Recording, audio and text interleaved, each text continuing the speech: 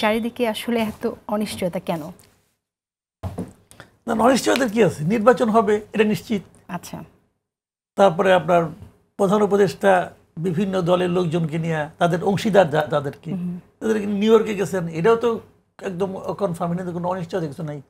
এবং এই দলগুলিকে তার মানে প্রেস সচিব বলছেন তারা সরকারের অংশীদার। অতএব মানে এই গভর্নমেন্টের যত ভুল ভ্রান্তি, যত সুবিধা, মানে সাফল্য, সব কিছুর অংশীদার হলো বিএনপি, জামাত ইসলামী এবং এনসিপি। তিনজনকে তো নিয়ে গেছেন, তিনজনে 3 দুগুণে 6 নিয়ে গেছেন, এটা তো একদম নিশ্চিত।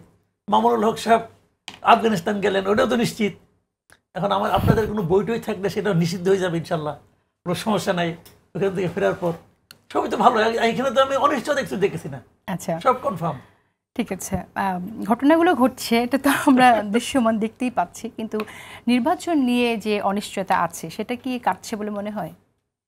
এটা বাড়ছে, একটু সিরিয়াসলি বলি আর কি। মূল ঘটনা হলো কি, নির্বাচন নিয়ে যে অনিশ্চয়তা, এটা আসলে সবচেয়ে পেইনফুল হলো ডক্টর ইউনূসের জন্য। যে উনি এত বড় একটা ব্যক্তিত্ব, সারা দুনিয়ায় ওনাকে সবাই এক নামে চেনে।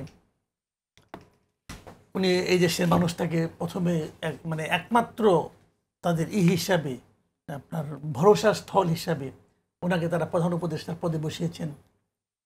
এবং ওনার কোনো রাজনৈতিক দল নাই, অর্থাৎ কোনো রাজনৈতিক কোনো লক্ষ্যও নাই, কোনো উচ্চাকাঙ্ক্ষাও নাই। এরকম একটা লোক হওয়া সত্ত্বেও উনি নিজে বলেছেন যে নির্বাচন কবে হবে, ডেট দিয়েছেন, জাতির উদ্দেশ্যে ভাষণে বলেছেন উনি। তারপর সব কিছুই নিয়ম অনুযায়ী হচ্ছে। তারপরেও এই দেশের মানুষ আস্থা রাখতে পারছে না নির্বাচন ফেব্রুয়ারিতে হবে কিনা। এটা হলো এই যে ওনার আস্থা রাখতে না পারা ওনার উপর, এটা হলো উনি অর্জন করেছেন ওনার বিভিন্ন কর্মকাণ্ডের মাধ্যমে। উনি এটা আর্ন করেছেন যে দেশের মানুষ ওনাকে বিশ্বাস করে না। এখন এটা কেন উনি করেছেন, কিভাবে উনি এটা দূর করবেন, এটা ওনার ব্যাপার। হারিয়েছেন না অর্জন করেছেন? উনি অর্জন করেছেন, উনি বিভিন্ন কর্মকাণ্ডের মাধ্যমে অর্জন করেছেন উনি। যে কারণে মানুষ ওনাকে বিশ্বাস করে না। যে কাউকে জিজ্ঞাসা করেন আপনি, যে কাউকে আপনার সঙ্গে দেখালো লোকে আপনাকে জিজ্ঞেস করবে, আপনাকে জিজ্ঞেস করতে হবে না। প্রথম প্রশ্ন, ইলেকশন কি হবে? দ্বিতীয় প্রশ্ন, ইলেকশন কি ফেব্রুয়ারিতেই হবে? এই দুটা প্রশ্ন শুনে নাই এমন লোক নাই। তো এদেরকে প্রশ্নগুলো করতে কে শিখাই দিছে? কেউ তো শিখাই দেয় নাই। তারা নিজের থেকে তাদের মধ্যে ফিলিংসটা কাজ করছে। বিএনপি প্রতিদিন, এত বড় একটা দল, প্রতিদিন বলতেছে ইলেকশন ফেব্রুয়ারিতে হবে, ফেব্রুয়ারিতে হবে, যাতে নাকি ডক্টর ইউনূস ডাইনে বামে কোন দিকে ঘুরতে না পারে। এই জন্য তাদের মহাসচিবকে সঙ্গে পাঠিয়ে দিছে যে থাকো এবং ওনাকে ফেব্রুয়ারিতে কিন্তু ইলেকশন লড়তে না পারে। তারপরেও মানুষ বিশ্বাস করে না কেন? প্রশ্ন কি কারণে? আচ্ছা মাসুদ কামাল, আমরা এখানে আসলে কৌশলও দেখলাম, রাজনীতিতে কৌশল থাকবে, প্রতিটি দলই ক্ষমতায় যাওয়ার জন্য কৌশল গ্রহণ করবে।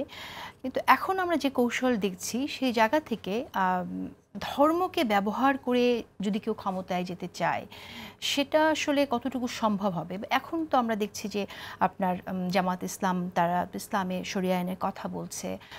আপনার কি মনে হয় যে মাদ্রাসার যে ভোট ব্যাংক আছে, জামাত সেখানে কি পরিমাণ মাদ্রাসা বা মসজিদে যারা আছেন তার ভোট ব্যাংকের আসলে সঠিক স্টাডি হয়েছে কিনা আমি জানি না। তো আমি আমার নিজের যে অবজারভেশন সেটা আমি বলি। বাংলাদেশের মানুষ ধার্মিক, ধর্মভীরু, কিন্তু ধর্মান্ধ নয়। এটা আমার অবজারভেশন, আমি যেভাবে বুঝি। বাংলাদেশে ধর্মকে ব্যবহার করে রাষ্ট্র ক্ষমতায় যাওয়া কঠিন, অনেক কঠিন। এটা আমার কাছে প্রায় অসম্ভব মনে হয়। এই জিনিসটা আমার এটাও ধারণা, জামাতে ইসলাম ব্যাপারটা বুঝতে পেরেছে এবং বুঝতে পেরেই তারা কিন্তু আর আগের মতো অতটা ধর্মের ব্যাপারে অতটা কিন্তু ধর্মীয় তারা করবে, শরিয়া আইন চালু করবে, এটা কিন্তু এখন তারা বলে না, কোথাও বলে না। আমি মাঝখানে একদিন এই আপনার এই যে বলে, মাঝে মধ্যে বলে, এখানে আমাদের এখানেই বলে। আমি আপনাকে বলি আপনার, আমি একটা আপনি ইন্টারভিউর কথা বলি। ওই যে আপনার কি বলে সিরাজ দত্ত বাংলাদেশে আসছিল না মাঝখানে, উনি আবার ইন্ডিয়াতে যে একটা প্রোগ্রাম করছে, সেখানে সে বলছে যে আমি ওই সঙ্গে তাহের সাহেবের সঙ্গে কথা বলছেন এবং উনি ওনাকে জিজ্ঞাসা করছেন সরাসরি যে আপনারা যদি নির্বাচিত হন তাহলে কি শরিয়া আইন চালু করবেন কিনা। একটা তাহের বলেছেন স্পষ্ট যে আমরা শরিয়া আইন চালু করবো, এটা আপনি কোথায় পেলেন? আমরা কখনোই কথা বলিনি যে আমরা শরিয়া আইন চালু করতে চাই। আগে বলতে পারি, ইদানিং তারা এটা বলে না, একদমই বলে না। এবং তারা ধর্মের ব্যাপারে আগের যে শক্ত অবস্থান সেখান থেকে কিন্তু অনেকটাই তারা সরে আসছে। কিন্তু আপনি যেটা বলছেন, আমি জামাতের একজন নেতাকে জিজ্ঞেস করেছিলাম যে তারা শরিয়া আইন কায়েম করার কথা বলছে, তাহলে একজন চোরের পানিশমেন্ট কি হবে, হাত কেটে দেওয়া হবে কিনা, তখন কিন্তু উত্তরটা স্পষ্ট ছিল না। উত্তরটা ছিল যে আমরা আগে বোঝাবো যে চুরি একটা অন্যায়, তার মানে হচ্ছে বোঝাই ব্যর্থ হলে এটা সবারই আছে। এবং আজকে আমি দেখলাম, আজকে একটা ভিডিও দেখলাম, ঝিনাইদহের জামাতের যে সম্ভাব্য এমপি ক্যান্ডিডেট, উনি যে বলতেছিলেন যে একটা আমার খেলে এমপি বানাও, একটা খুনে প্রতিবাদ আমরা 10টা খুন করে ফেলাবো মুহূর্তে বলছে। তার মানে কি, আগে ওখানে পৌঁছতে চায়, তারপরে তার চেহারা আপনি দেখবেন। এটা অনেকেরই আছে, অনেকেই চায় যে আগে আমি ক্ষমতায় যাই লই, তারপরে আমার চেহারা তোমাকে আমি দেখাবো। তো এটা থাকতে পারে, এটা নিয়ে কোনো ব্যাপার না।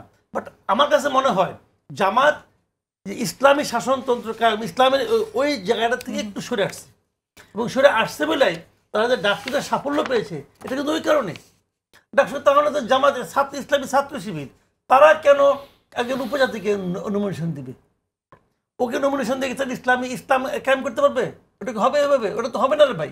কাজে তারা অনেকটাই সরে আসছে, এবং তারা বুঝতে পারছে কেবল ওইটা দিয়া ক্ষমতায় আসা যাবে না রে ভাই, আমাদের এখানে যাবে না, ইম্পসিবল।